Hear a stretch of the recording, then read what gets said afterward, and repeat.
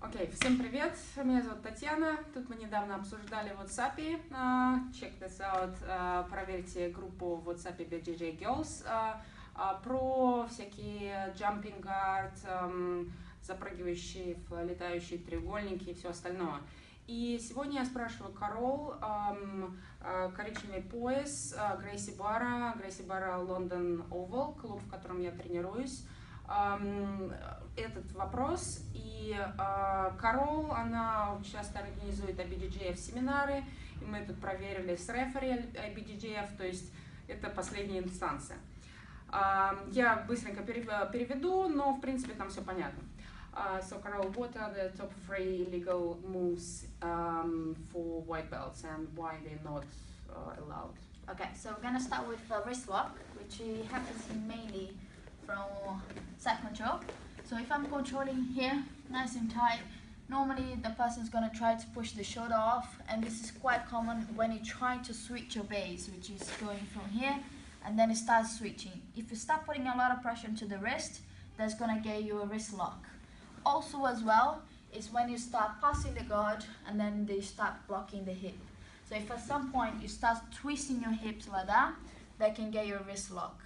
So you have to be careful not to turn the wrist when you're passing the guard or either on a side control, especially because for white belts it's really hard to get out, especially because they make a lot of grips from that.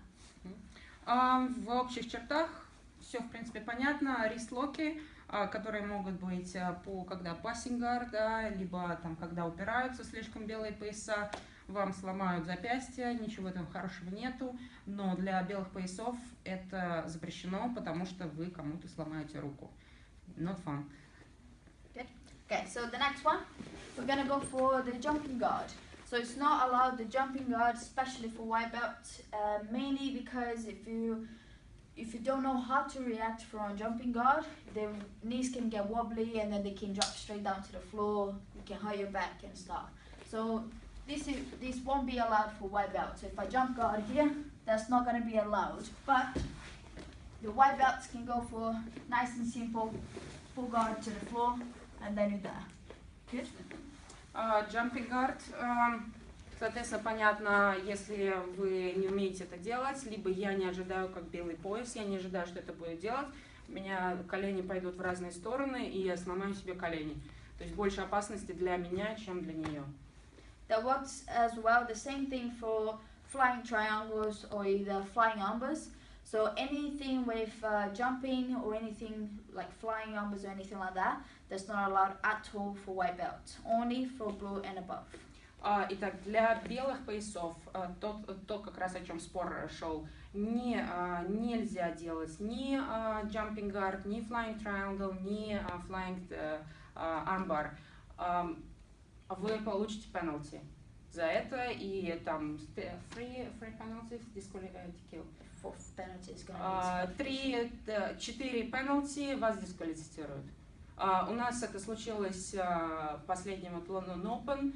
Запрыгнул человек в белых поясах на flying armbar, ему рефери остановил бой, дал penalty и начали бой с самого начала. И третье движение, next, очень необычное, я не знала совсем. I'll go third one. Okay, so the third one is quite simple.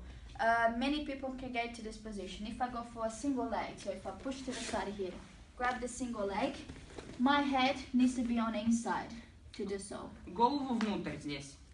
If my head goes on the outside, если голова идет наружу, I can still do the takedown, but she cannot grab my back.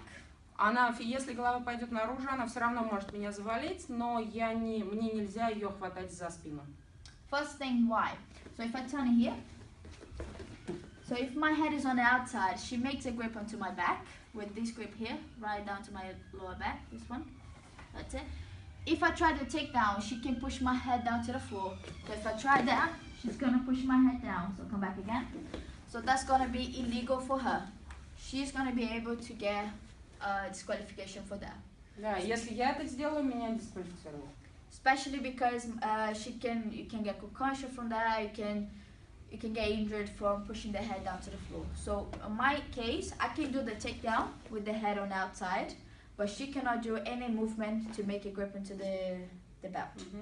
And она может, соответственно, если она поставила голову внутрь, it's not allowed to put your head inside. It is the main thing is to put the head on the inside. But if I manage to put my head out, you cannot do any movement to flip me over or anything like that. То есть обычно для нее нельзя было поставить голову, но если она все-таки поставила голову наружу, я не имею права ее схватить за спину, потому что она получит сотрясение мозга, там шею свернет и все остальное. То есть меня дисквалифицируют. So if I want to do the takedown, the main thing she needs to do is to control my head to push it down and sprawl. So if I'm here, I got the head out, she can control my head here to sprawl, to kick her leg, whatever she wants to do. But she cannot make this grip onto my back to push me down.